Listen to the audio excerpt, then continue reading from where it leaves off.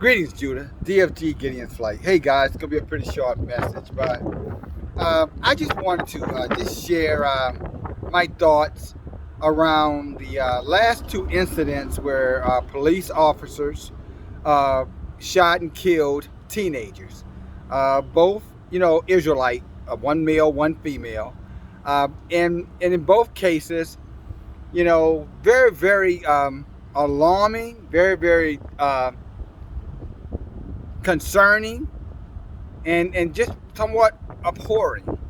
It was abhorring that the police officers would take the extreme measures to de-escalate the situation with the young 16-year-old girl. What I mean by shot her 4 times, not once, but 4 times. And then the young man who had a gun, although he had tossed the weapon, to the side and had his hands up, following directions. Now, that being stated, and let me say again, I find it very abhorring that in both cases, extreme violence were used against 2 teenagers. And again, I cannot help but, ask the other question. Were there children of whites or Asians or some other ethnic group other than the targeted groups? Would the same response or would the extreme steps have been taken? Now, I realize in the situation with a young 16-year-old female, I'm sure Peter said, well, he saved the other female's life. That could be argued. That could be argued. That it's hard to say that, had he not taken the steps that he had taken, that she would have been spared. I mean, that the other young lady who she was attempting to stab, maybe would have been a flesh wound. We don't know. Or maybe she could have hit a vital organ. We don't know. Could he have used a taser to stun her, to force the weapon out of her hand? I thought that was the intent of tasers. You know what I'm saying? But for his justification was, I'm going to use extreme violence and I'm going to kill her ass, period. I mean, that's the other way you can take. You don't shoot someone 4 times without the intention of using deadly force to de-escalate the situation. And again, the same thing with the 13-year-old Hispanic male. When the police officer told him to stop, ultimately he stopped. He turned around, he put his hands in the air, and there was no weapon. So, I don't understand it. I do understand. I overstand. Let me be clear. I understand why he killed him because, again, he wasn't of their group. And secondly, it's open season on us. Again, I am not justifying, first of all, the 13-year-old. I'm not justifying his ass out there at 2 o'clock in the morning with a handgun. Because if he's out there at 13 years, if he's in the streets at 13 years old in Chicago with a handgun, he was intended to either rob someone at gunpoint or do some kind of violent act, drive by, some shit like that for initiation. So his ass was up to no good for certain. And this is where training up a child comes into play. We were instructed, Proverbs 22:6, train up a child. Same thing with this female with the knife. I've said many times before, especially when it comes down to, well, let me go back to the young man. I don't want to conflate this. He had no business being out there without question. And his intent out there was without question, doing some dirty shit. Does it justify him being dead? I can't say. Does it justify the cop killing him? No. The cop didn't have to kill him. Did not have to kill him. If you saw the video, you know that the boy had dropped the damn weapon. But in life, there is a consequence for every action. Every action has a reaction. And as our book tells us, you shall reap what you sow. Be not deceived. Elohim is not mocked. Whatever a man sow it, he shall reap it. So when you train up a child like a heathen, or you let your children grow up to be little heathens because you don't chastise, you don't whoop their asses, you don't have set curfews, you don't put discipline in play, then you're setting them up to die before their times. Spare the rod, spoil the child. Spare the rod, or if you don't spare the rod, you'll save a child's soul from hell, is what Proverbs teaches us. All right? You can save his soul from hell. In other words, you can keep him from dying before, or you can keep them from dying before their time. But again, his parents failed him.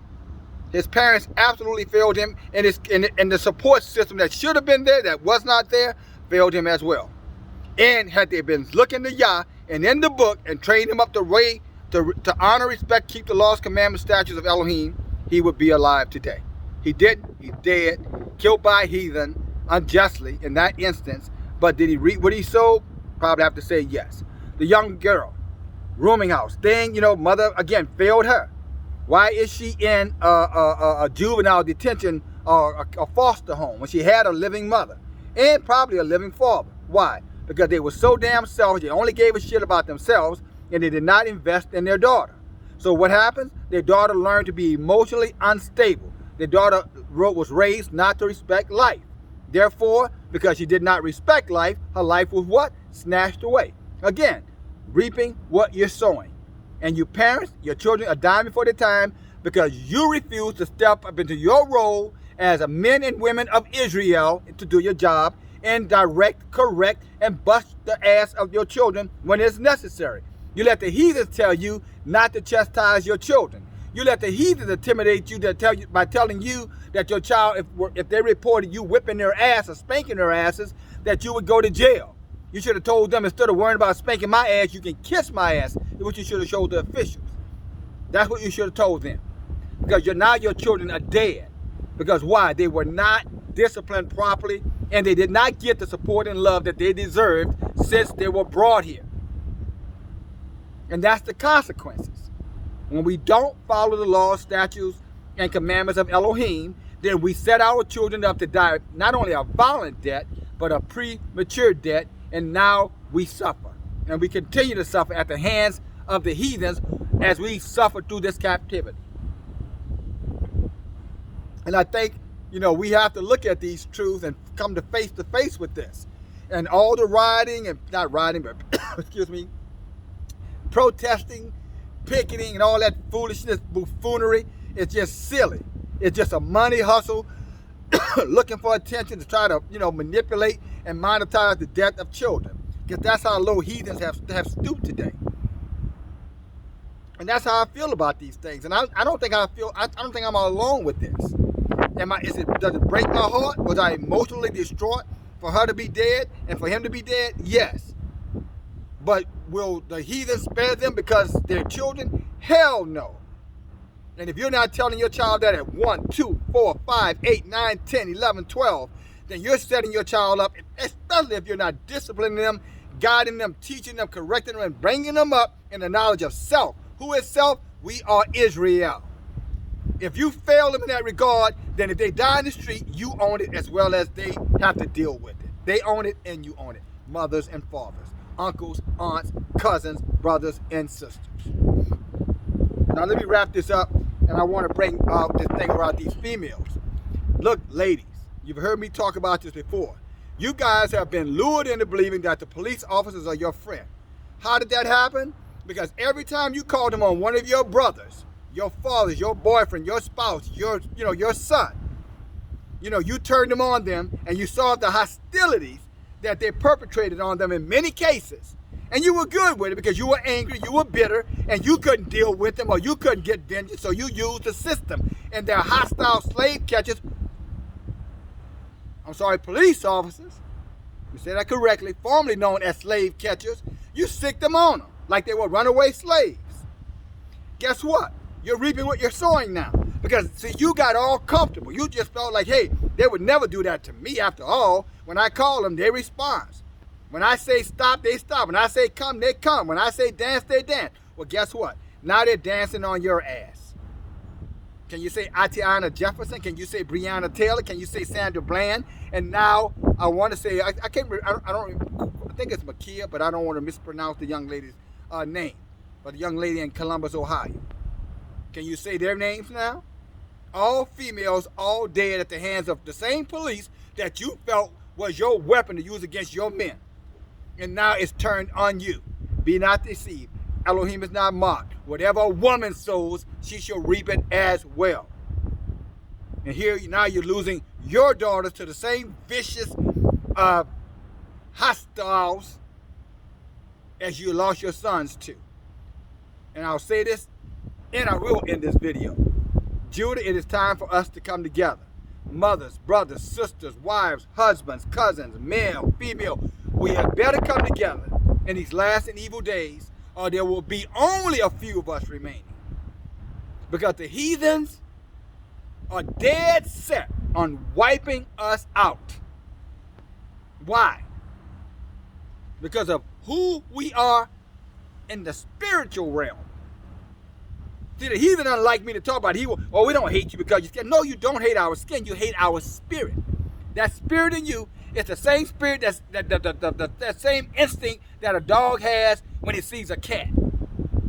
It doesn't hate the cat naturally. It just hates the cat. It's something in it that tells it it's a cat. Kill it. See, this is what's in the heathen. It has nothing to do with our skin. It's that soul that's in them. It's a vicious soul. It's shameless. And it wants to kill Judah and Israel. And they can't help it. And those that don't want to kill it are okay with their kind killing it. And even if they say they don't, then they never speak out and do a damn thing unless it's in some kind of big gathering where they can be seen, where they can be heard, and then they go their asses home and, wait for the next event so they can get out and find something to do to make themselves feel good about their wicked family members.